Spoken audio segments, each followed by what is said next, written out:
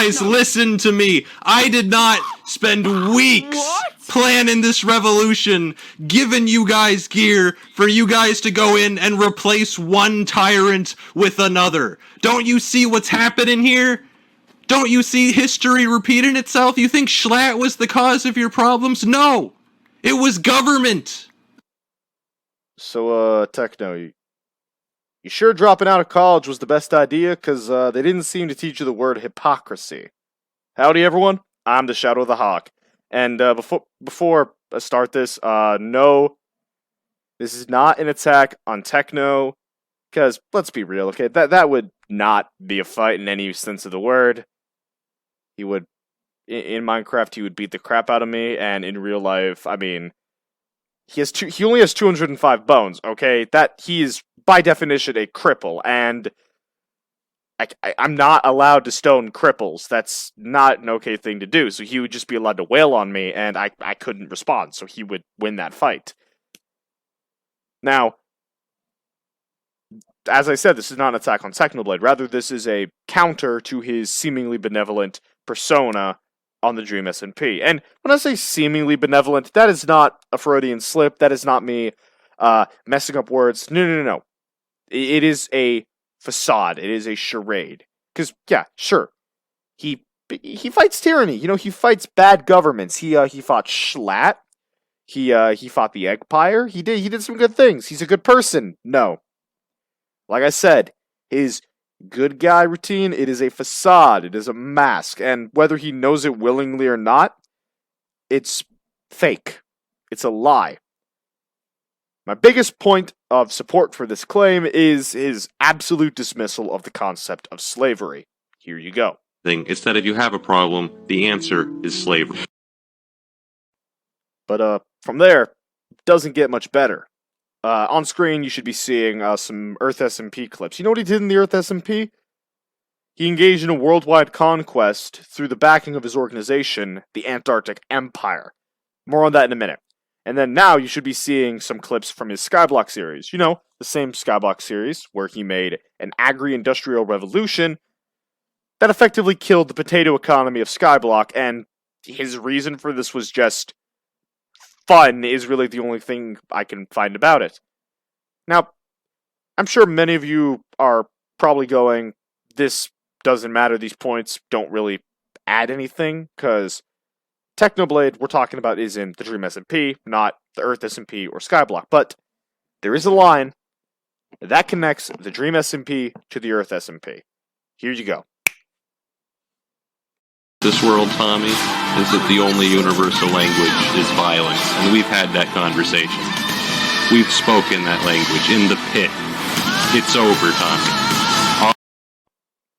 So, that means that the Earth SMP and the Dream SMP are connected within the same linear timeline, and it is logical to assume that Skyblock is also connected to this same timeline. And due to the infatuation he has with potatoes during the Dream SMP, I would imagine that is further evidence of this connected timeline. So we have now established that Technoblade has a past of authoritarianism. And, I mean, come on, he was the leader of an empire. The definition of an empire is, quote, an extensive group of states or countries under a single supreme authority, formerly especially an emperor or empress. For those of you who need that in layman's terms, that is a tyrant for tyrants. And that was what Technoblade was, as the leader of an empire. And, well, yes, typically emperors or empresses would fall under a monarchy or a system of governance with a sovereign head of state, typically chosen through bloodlines. Most of the time, monarchies functioned very similarly to authoritarian states, or a state where the governing body favors or enforces strict obedience to the government while sacrificing freedoms and liberties.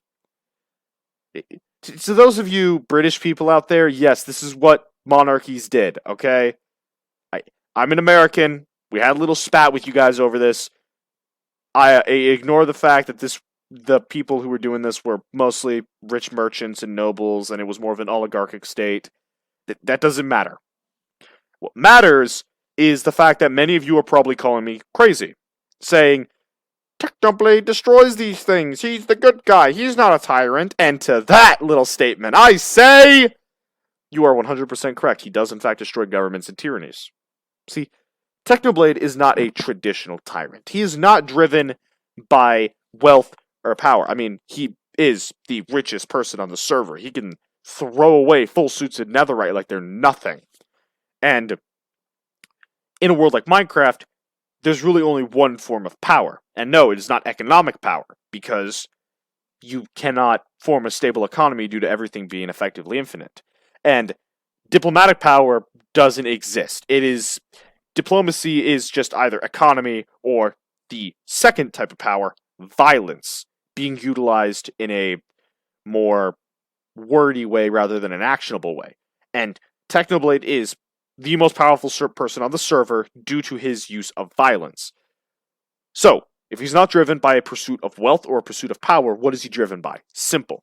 He is driven by his ideology. He believes that happiness can only be achieved in a world where there is not just no hierarchy, but absolutely no higher authority. He is a tyrant over a server of anarchy.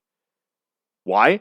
Because in order to maintain this world he has created, he must maintain power, a stranglehold, in order to keep governments and tyrannies from forming. He has elected himself to the highest authority on this server. And whenever there is an attempt at governance, he strikes with force and violence, massacring the peoples who would dare defy his mandate. He has stripped freedom of choice from all peoples of the Dream SMP, the freedom and choice to form a government, to form communities, to form a national, well, not a national, but to form a collective identity. He does all of this because he genuinely believes that everyone on the server are too stupid to function without his guiding hand. And the worst part, the most dangerous part about his ideology is the fact that he is making a ton of sense. I mean, think about it. In the world of the Dream SMP, what leaders are there to choose from?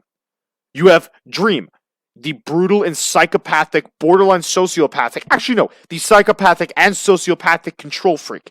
Eret, a man who betrayed his friends, his allies, his brothers in arms for a crown, an empty crown. Wilbur, a con artist masquerading as a revolutionary who is also a walking corpse. Jay Schlatt, a tyrannical madman with an amazing voice and a beard, an amazing beard. Quackity, an emotionally damaged nobody who stands Schlatt. And then there is Tubbo.